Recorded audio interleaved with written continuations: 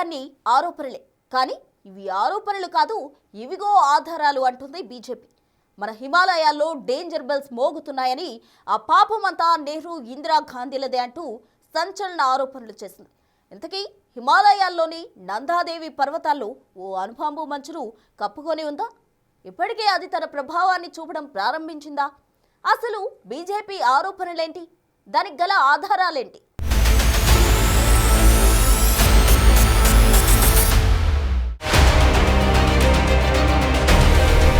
హిమాలయాల్లో danger bells మోగుతున్నాయా?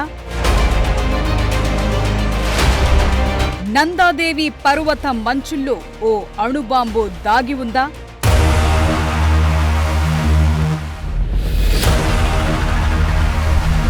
CIA చేసిన నిర్వాకం ఇప్పుడు మనకు శాపంగా మారిందా?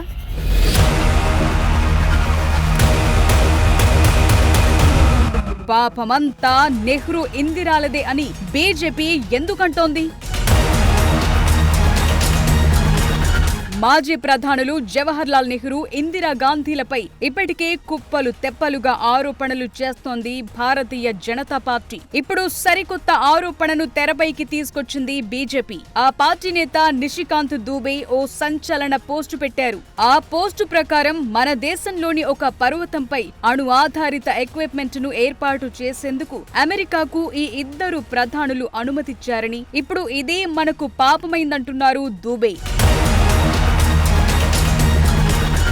చైనా కార్యకలాపాలపై నిఘా కోసం సెంట్రల్ ఇంటెలిజెన్స్ ఏజెన్సీ ఓ కోవర్ట్ ఆపరేషన్ చేపట్టిందని, దీనికోసం హిమాలయాల్లో ఓ అణు పరికరాన్ని ఏర్పాటు చేసేందుకు అనుమతి కోరిందని, ఇందుకు నెహ్రూ హయాంలో తొలిసారి అనుమతిచ్చారంటోంది బీజేపీ. ఉత్తరాఖండ్లోని నందాదేవి పర్వత శిఖరంపై అమర్చేందుకు అనుమతించారంటోంది. ఆ తరువాత ఇందిరాగాంధీ హయాంలో కూడా అనుమతి లభించిందని చెప్తోంది. అయితే అమెరికా ఆ తరువాత ఈ విషయంలో వెనుకడుగు వేసిందని చెప్తోంది.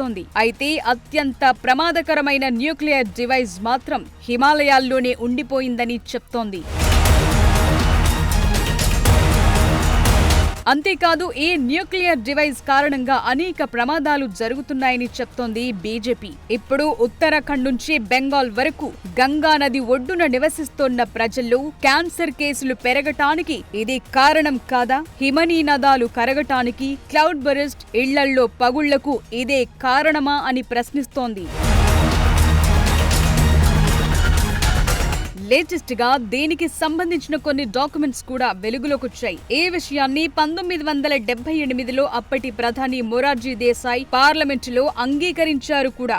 బీజేపీ నేత దూబే దీనికి సంబంధించిన ఆధారాలను షేర్ చేశారు. 1978లో అమెరికా కాంగ్రెస్ సభ్యులు తమ ప్రభుత్వానికి రాసిన లేఖను షేర్ చేశారు. సో ప్లూటోనియంతో నడిచే ఈ నిఘా పరికరం మిస్ అయిందని దూబే పోస్టును బట్టి తెలుస్తోంది. అంతేకాదు, ఈ లెటర్ ను చూస్తే ఆ పరికరం నుంచి రిలీజ్ అయ్యే రేడియేషన్ పై వారు ఆందోళన చేస్తున్నట్టు అర్థమవుతోంది.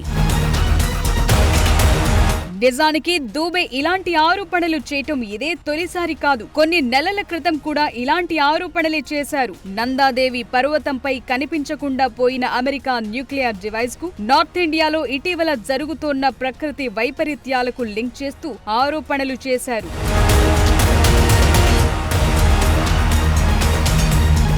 నిజానికి ఈ పంచాయతీ ఇప్పటిది కాదు, 1970ల నుంచి నడుస్తోంది. అప్పటి నుంచి భారత్ లో ఉన్న నేతలు ఆరోపణలు చేయటం జరుగుతోంది. దానిపై కేంద్రం మౌనం వహించటం, అమెరికా ప్రభుత్వం తిరస్కరించటం జరుగుతూనే ఉంది. ఇప్పటి వరకు ఈ పంచాయతీ అయితే తేలలేదు. కానీ ఇప్పుడు బయటకొచ్చిన డాక్యుమెంట్స్ ను బట్టి చూస్తే ఈ వ్యవహారం నిజమే అనిపిస్తోంది.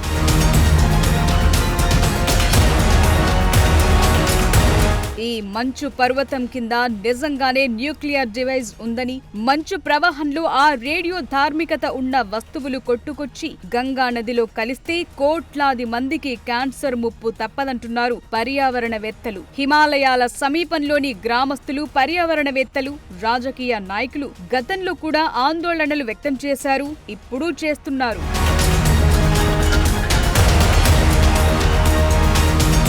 ప్రస్తుత పరిస్థితులను చూస్తుంటే ఈ వ్యవహారం మరింత ముదిరేలా కనిపిస్తోంది. పార్లమెంట్ సమావేశాల్లో కేంద్ర పెద్దలు మరోసారి నెహ్రూ, గాంధీలను టార్గెట్ చేయటం, అదే సమయంలో ఈ విషయంపై బీజేపీ నేతలు స్పందించడం చూస్తుంటే ఈ వ్యవహారంపై మరింత రాజకీయ రచ్చ జరిగే అవకాశం కనిపిస్తోంది.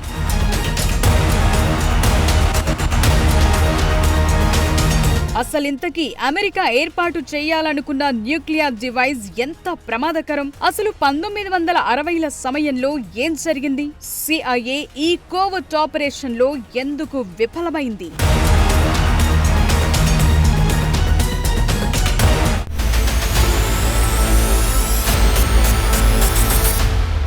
ప్రపంచవ్యాప్తంగా ఎన్నో కోవర్ట్ ఆపరేషన్స్ నిర్వహించిన CIA అసలు హిమాలయాలు ఎందుకు చూస్ చేసుకుంది? 2 సార్లు ట్రై చేసినా తన టార్గెట్ను ఎందుకు రీచ్ కాలేకపోయింది? ఆ న్యూక్లియర్ డివైస్ ఎగ్జాక్ట్గా ఇప్పుడు ఎక్కడుంది? ఇప్పుడు మోదీ సర్కార్ ఈ విషయంపై ఏం చేయబోతోంది?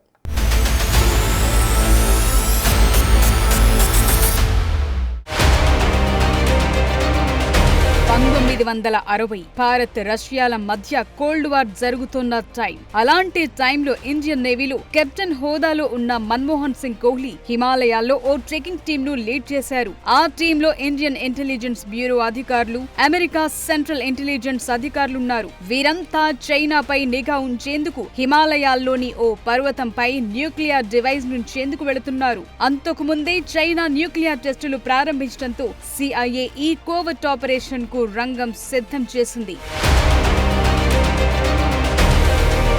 చైనా ఎలాంటి మిసైల్ లాంచ్ చేసినా సిగ్నల్ ను క్యాచ్ చేసేలా నందాదేవి పర్వతంపై ఓ 6 అడుగుల యాంటీనా నుంచాలి. ఇందులో చైనా మిసైల్స్ తో పాటు ఎలాంటి న్యూక్లియర్ టెస్టులు జరిపినా పట్టేసే సెన్సార్లుంటాయి. అయితే ఈ యాంటీనా నిరంతరం పనిచేయాలంటే నిరంతరం ఫ్యూయల్ ను మార్చాలి. కానీ అది దాదాపుగా అసాధ్యం కాబట్టి ఓ అణు ఆధారిత జనరేటర్ ను ఏర్పాటు చేయాలనుకున్నారు.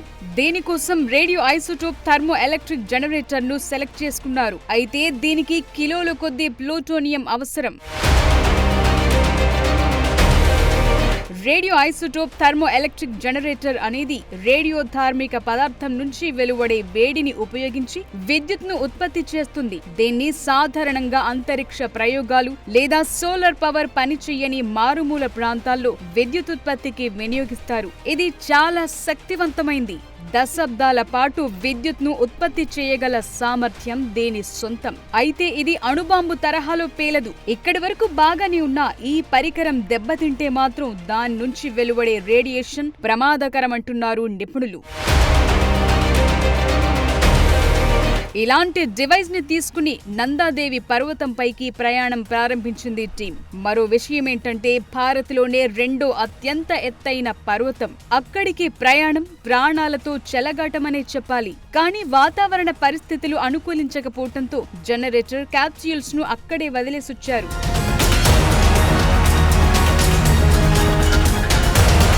వాతావరణమంతా సెట్ అయ్యాక తిరిగి వెళ్లి చూస్తే అవక్కడ కనిపించలేదు. ఎక్కడో మంచులో కూరుకుపోయాయి. వాటి కోసం తీవ్రంగా గాలించిన ఫలితం లేకుండా పోయింది. అలాగే వదిలేస్తే ప్రమాదమని భావించి 1962-67లలో కూడా హిమాలయాలకు వెళ్లి వాటి కోసం విస్తృతంగా గాలించారు. కానీ లాభం లేకుండా పోయింది. అయితే అక్కడ ఎలాంటి రేడియేషన్ లీక్ కాలేదని మాత్రం క్లారిటీ ఇచ్చారు.